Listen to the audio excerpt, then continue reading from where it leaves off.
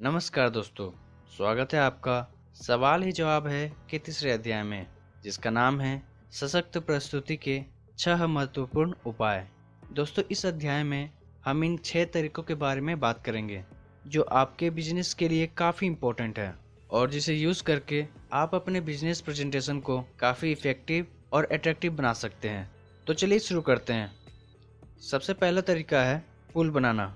पुल बनाना एक तकनीक है जो चर्चा को जारी रखती है और उस परिस्थिति को टालती है जिसमें या तो आप बहुत ज़्यादा बातें करते हैं या आपका संभावित ग्राहक बहुत कम बातें करता है। बेसिकली यहाँ पुल का मतलब दो वाक्यों को एक दूसरे से रिलेट करना है। चलिए इसे कुछ एग्जांपल्स के साथ समझते हैं। यहाँ एग्जांपल है एक डिस्ट्रीब्यूटर का जिसका नाम है राज।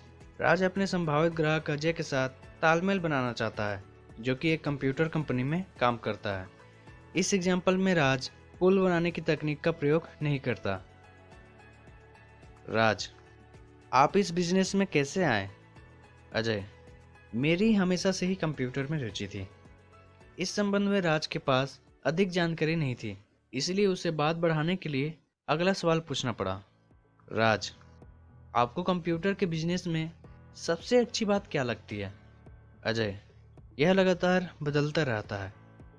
दोबारा दिए गए इस छोटे से जवाब ने राज को फिर से मजबूर कर दिया कि वह अगला सवाल पूछे ताकि बातचीत का सिलसिला जारी रह सके।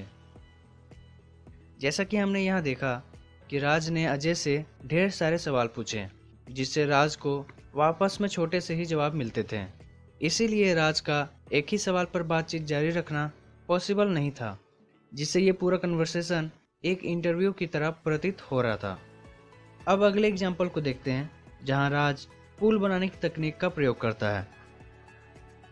राज: आप इस बिजनेस में कैसे आए? अजय: मेरी हमेशा से ही कंप्यूटर में रुचि थी। राज: यानी? अजय: यानी नेटवर्क सिस्टम को बड़े और मध्यम आकार की कंपनियों में लगाना। राज: इसका मतलब है? अजय: इसका मतलब है कि मैं किसी भी कंपनी की कार्यप्रणाली में सुधार करने के लिए ऐसा सॉफ्टवेयर तैयार करने में सहायता करता था जिससे ज़िंदगी आसान हो जाए। राज: उदाहरण के तौर पर? अजय: उदाहरण के तौर पर कल ही की बात ले लें। कल मैंने एक कंपनी में अपना सिस्टम लगाया। उस कंपनी में कई गंभीर समस्याएं थी और फिर इस तरह उन दोनों के बीच एक सफल बातचीत शुरू हो जाती है। इस एग्जाम्पल में हमने देखा कि राज ने ज़्यादा सवाल का प्रयोग नहीं किया, जिससे यह पूरा कन्वर्सेशन इंटरव्यू की तरह प्रतीत नहीं हो रहा था और इसीलिए अजय भी राज से बात करने में रुचि ले रहा था। यहाँ राज बातचीत के दौरान कुछ टर्मिनोलॉजीज का प्रयोग कर रहा था, जैसे यानी, इसका मतलब है, उदाहरण के तौर पर, जो कि एक पुल बनाने के लिए काफ़ी इम्पोर्टेंट है। अब अगर आप पुल बनाने की तकनीक को ज़्यादा इफ़ेक्टिव बनाना चाहते हैं तो ये 4 काम करें। पहला, पुल बनाते वक्त आगे की ओर झुकें और हथेली खोलकर आगे करें। इससे आपके संभावित ग्राहक को यह लगेगा कि अब बातें करने के बारी उनकी है। दूसरा है, पुल के आखिरी अक्षर को थोड़ा सा खींचें। इससे आपका शब्द लगभग एक सवाल के रूप में बदल जाएगा। तीसरा है, अपने संभावित ग्राहक से सवाल पूछने के बाद पीछे टिक जाएं और चुप हो जाएं। इससे आपके और आपके संभावित ग्राहक के बीच एक अनंत सी खामोशी छा जाएगी। लेकिन इससे घबराएं नहीं, क्योंकि आपने अपने संभावित ग्राहक को बोलने की जिम्मेदारी दे दी है, इसीलिए अब आप उसे बोलने दें। चौथा है, पीछे की ओर टिके हुए अपने हाथ को अपनी ठुड्डी पर रखें। इससे आपके संभावित ग्राहक को यह मालूम हो जाएगा कि उसे बातचीत शुरू करनी है। दूसरा तरीका है सिर हिलाने की तकनीक। अधिकतर लोग यह नहीं जानते कि सिर हिलाना एक सशक्त और विश्वास दिलाने वाली तकनीक है। अधिकांश देशों में सिर हिलाना या गर्दन ऊपर नीचे करना सहमति दर्शाता है। इसका अर्थ है शरीर को झुकाना या नीचे करना, जो यह बताता है कि मैं आपकी इच्छाओं के अधीन हूँ। जैसा कि हम जानते हैं कि हमारा जो बॉडी लैंग्वेज है वो हमारे इंटरनल फीलिंग्स यानी अंदरूनी भावनाओं को एक्सप्रेस करने का एक तरीका है। जैसे अगर आप सकारात्मक महसूस करते हैं तो बोलते समय आपका सिर अपने आप नीचे की ओर हिलने लगेगा, लेकिन अगर आप न्यूट्रल महसूस करते हैं और फिर भी जानबूझकर अपना सिर हिलाने लगे तो आप सकारात्मक भावनाओं का अनुभव करेंगे। सिर हिलाने की क्रिया संक्रामक होती है। अगर मैं आपकी बातों पर सिर हिलाता हूँ तो आप भी सिर हिलाने लगेंगे, भले ही आप मुझसे सहमत ना हो। सहमति और सहयोग प्राप्त करने का यह एक अद्भुत मंत्र है। इसके साथ अगर आप अपनी बात को रखते हैं तो इन शब्दों के साथ अपनी बात को समाप्त करें। सिर हिलाने की तकनीक का दूसरा फायदा यह है कि इससे चर्चा आगे बढ़ती है। इसके साथ ही अगर आप अपने संभावित ग्राहक को सुनते वक्त अपने ठुड्डी को धीरे धीरे थपथपाते हैं तो इससे आपके संभावित ग्राहक को लंबे समय तक बोलते रहने का प्रोत्साहन मिलता है। तीसरा तरीका है न्यूनतम प्रोत्साहक। जब आपका संभावित ग्राहक बोल रहा हो तो न्यूनतम प्रोत्साहकों के द्वारा उसे बोलते रहने के लिए मोटिवेट करें। कुछ न्यूनतम प्रोत्साहक यह रहें। अगर आप न्यूनतम प्रोत्साहकों का प्रयोग करते हैं तो आपके संभावित ग्राहक आपको अधिक जानकारी देने लगता है। सिर हिलाने की तकनीक और पुलों के साथ मिल जाने के बाद न्यूनतम प्रोत्साहक आपके सबसे प्रभावी यंत्र बन जाते हैं, जिनके द्वारा आप अपनी प्रस्तुति को बेहतर ढंग से रख सकते हैं। चौथा तरीका है आंखों पर काबू कैसे करें।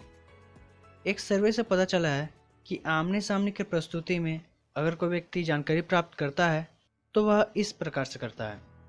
87% आँखों के माध्यम से, 9% कानों के माध्यम से और बाकी 4% अन्य इंद्रियों यानी अदर सेंस ऑर्गन के माध्यम से प्राप्त करता है, जैसे नाक, मुंह, स्किन। उदाहरण के लिए, अगर आप अपने संभावित ग्राहक को बिजनेस प्लान दिखा रहे हैं लेकिन आपका संभावित ग्राहक आपके बिजनेस प्रेजेंटेशन के बजाय आपकी ओर देख रहा हो तो इस कंडीशन में आपके द्वारा दिया जा रहा संदेश का केवल 9% ही उसे प्राप्त होगा। इससे आपके संभावित ग्राहक को आपकी बातें समझने में काफ़ी दिक्कत होगी। सो इससे बचने के लिए आप उनके आंखों को कंट्रोल करना सीखें। आंखों को कंट्रोल करने का सबसे बढ़िया तरीका है पेन का यूज़ करना। अगर आप चाहते हैं कि आपका संभावित ग्राहक आपकी प्रेजेंटेशन की ओर ध्यान दे तो आप पेन से अपने प्रेजेंटेशन की ओर इशारा करें, और अगर आप चाहते हैं कि आपका संभावित ग्राहक आपकी ओर देखे तो पेन को उसकी तथा अपनी आंखों के बीचों बीच रख लें और बोलते समय अपना सिर हिलाते रहें। फिर पेन के ऊपर से अपने संभावित ग्राहक की आंखों में देखें और पेन से इशारा वहीं करें जहां आप देख रहे हों। इससे आपके संभावित ग्राहक के सिर पर चुंबकीय प्रभाव पड़ने से वह सिर उठाकर आपकी आंखों में देखेगा और तब आप जो कह रहे हैं वह पूरी तरह से देखेगा और सुनेगा और आपके संदेश का उस पर अधिकतम प्रभाव पड़ेगा। पांचवा तरीका है प्रतिरूपण। जब दो लोग एक दूसरे के साथ मानसिक रूप से एकाकार होते हैं यानी जुड़े हुए होते हैं तो उनके शरीर भी आपसी तालमेल दिखाने के लिए प्रेरित होते हैं और वे एक जैसी मुद्राएं यहाँ तक कि एक जैसे हाव भाव अपना लेते हैं। इस व्यवहार का उद्देश्य दोनों के बीच तालमेल बनाना और संघर्ष टालना है। इस शब्दविहीन व्यवहार से आप यह कहते हैं, मैं भी आपके जैसा हूँ और मैं आपसे तथा आपके दृष्टिकोण से सहमत हूँ। दूसरे व्यक्ति के साथ एकाकार होने की शुरुआत गर्भ अवस्था में ही हो जाती है, जब हमारी देह क्रियाएं और दिल की धड़कन हमारी माँ की लय से तालमेल बना लेती है। इसीलिए प्रतिरूपण एक ऐसी अवस्था है जिसके प्रति हमारा स्वाभाविक झुकाव रहता है। परिणाम स्वरूप जिन लोगों के साथ हमारा तालमेल बैठ जाता है हम अपने आप ही उनकी नकल करने लगते हैं। इसी कारण कई सालों तक एक साथ रहने के बाद लोग एक दूसरे की तरह दिखने लगते हैं। यहाँ एक चित्र है जहाँ दो लोग प्रतिरूपण का एग्जाम्पल प्रस्तुत कर रहे हैं। वे एक जैसी मुद्राओं में खड़े हैं। उन्होंने अपने ग्लास एक ही तरफ से पकड़े हुए हैं। शायद उनके पेय पदार्थ भी एक ही हों, उनकी पोशाक एक सी है और उनका शब्द प्रयोग भी एक जैसा है। यदि एक व्यक्ति अपनी जेब में हाथ डालता है तो दूसरा व्यक्ति उसकी नकल करता है। अगर दूसरा अपनी वजन को अपने दूसरे पैर पर डालता है तो उसका दोस्त भी वैसा ही करता है। जब तक ये दोनों आपस में सहमत होंगे और उनमें तालमेल बना रहेगा तब तक प्रतिरूपण या प्रतिबिंबन चलता रहेगा। सामने वाली व्यक्ति की देह भाषा और शाब्दिक भाषा को प्रतिबिंबित करना तत्काल तालमेल बनाने का बहुत बढ़िया तरीका है। जब आप किसी नए व्यक्ति से मिलें तो आप उसकी बैठने की मुद्रा, देह कोण, हाव भाव और आवाज़ के लहजे को प्रतिबिंबित करें। जल्द ही उसे ऐसा लगने लगेगा कि आप में कुछ ऐसा है जो उसे पसंद आ रहा है। ऐसा इसलिए होता है क्योंकि वह आप में अपनी छवि देखता है। लेकिन नई मुलाकात में प्रतिरूपण शुरू करने में जल्दबाजी ना करें। प्रतिरूपण से पहले कुछ मिनट का इंतजार करने में अक्सर समझदारी होती है। अब क्या आपको पता है कि हर कोई एक ही ढंग से प्रतिरूपण नहीं करता। जैसे पुरुषों और महिलाओं के बीच प्रतिरूपण में असमानताएं होती है, क्योंकि भावनाओं को एक्सप्रेस करने के लिए पुरुषों और महिलाओं के दिमाग अलग अलग तरह से बने हैं।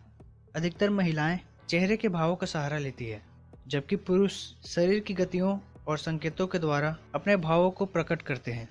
सामान्यतः एक महिला 10 सेकंड की सुनने की अवधि में वक्ता के भावों पर प्रतिक्रिया देते हुए औसतन चेहरे के 6 भावों का प्रयोग करती है। उसका चेहरा वक्ता की भावनाओं को दिखाता है। ध्यान से देखने वाले को ऐसा लगता है मानो दोनों महिलाओं के साथ एक साथ घटनाएं घट रही हो। यहाँ 10 सेकंड की एक सामान्य श्रृंखला दी जा रही है, जिसमें एक महिला के चेहरे से उसके सुने हुए भाव प्रदर्शित हो रहे हैं। महिलाएं वक्ता की आवाज के लहजे और देह भाषा के द्वारा कही हुई बातों का मतलब समझती है और अपने समझे हुए भावों को अपने चेहरे के भावों के द्वारा व्यक्त करती है। ठीक यही एक पुरुष को करना होता है। अगर उसे महिला का ध्यान अपनी तरफ खींचना हो या उसे सुनने के लिए मजबूर करना हो। अधिकतर पुरुष सुनते समय चेहरे की एक्सप्रेशन को लेकर हतोत्साहित हो जाते हैं, पर अगर आप इसे सीख लेते हैं तो इससे आपको बहुत फायदा होगा। कई लोग कहते हैं वह सोचेगी कि मैं अजीब हूँ, पर सोच से पता चलता है कि जब कोई पुरुष महिला की भावनाओं को अपने चेहरे के माध्यम से प्रकट करता है तो वह महिला उस पुरुष को अधिक बुद्धिमान, दिलचस्प और आकर्षक समझती है। वहीं इधर पुरुष अपने भावनाओं को लोगों से छुपाने की कोशिश करते हैं, जिससे वे सुनते समय मूर्तियों की तरह भावहीन दिखते हैं। यहाँ 10 सेकंड की एक वैसी ही सामान्य श्रृंखला है जिसमें एक पुरुष का चेहरा उसके सुने हुए भाव दिखा रहा है।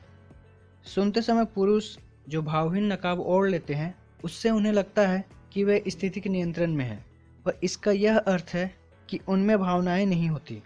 लेकिन ब्रेन स्कैन से पता चलता है कि महिलाओं की तरह ही पुरुष भी भावनाओं को उतनी ही तीव्रता से महसूस करते हैं, परंतु सबके सामने उनका इजहार करने से झिझकते हैं।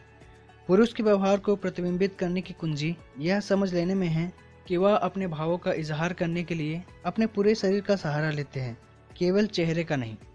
बहुत सी महिलाएं एक भावहीन पुरुष को प्रतिबिंबित करना काफ़ी कठिन मानती है, पर अगर वे ऐसा कर लेती हैं तो उन्हें इसके सकारात्मक परिणाम मिलते हैं। अगर आप एक महिला हैं तो इसका मतलब है कि आपको अपने चेहरे की भावों को कम से कम करना होगा ताकि आप भयावह न लगें। सबसे महत्वपूर्ण बात यह है कि आप वह प्रतिबिंबित ना करें जो आपकी राय में सामने वाला पुरुष महसूस कर रहा है। अगर आपकी राय गलत हुई तो परिणाम विनाशकारी होंगे। आपको सिरफिरा या अजीब समझा जाएगा। जो महिलाएं सुनते समय चेहरा गंभीर बनाए रखती है, उन्हें पुरुष अधिक बुद्धिमान, कुशल व समझदार समझते हैं। अब आखिरी और छठा तरीका है गति निर्धारित करना। आवाज़ का लहजा, उतार चढ़ाव और बोलने की गति भी प्रतिरूपण के दौरान एक जैसे हो जाते हैं ताकि तालमेल बेहतर बन सके। इसे गति निर्धारित करना कहते हैं और ऐसा लगता है मानो दो लोग एक ही सुर में गा रहे हों। आप अक्सर देखते होंगे कि वक्ता अपने हाथ से ताल देकर समय गिनता है, जबकि श्रोता अपने सिर झुकाने की लय के द्वारा उससे तालमेल करता है। दूसरे व्यक्ति के साथ गति निर्धारण तालमेल बनाने का प्रमुख माध्यम बन जाता है। लेकिन एक बात का ध्यान रखें, कभी भी सामने वाले व्यक्ति से ज़्यादा तेज गति से बात ना करें। आप उसके समान या उससे कम गति से बात करें और उसके लहजे के उतार चढ़ाव को प्रतिबिंबित करें, क्योंकि एक सर्वे से पता चलता है कि यदि कोई उनसे ज़्यादा तेज़ी से बात करता है तो कई लोग दबाव में आ जाते हैं। इसीलिए गति निर्धारण बहुत महत्वपूर्ण है, खासकर फ़ोन पर अपॉइंटमेंट लेते समय, क्योंकि वहाँ पर आवाज़ ही आपका एकमात्र अस्त्र होता है। इसीलिए आपको इस क्षेत्र में अभ्यास करने की आवश्यकता है। अब मिलते हैं अगले वीडियो में। अगर ये वीडियो अच्छी लगी तो लाइक करें, सब्सक्राइब करें और ये नॉलेज दूसरों को भी शेयर करें। And finally, thanks for watching.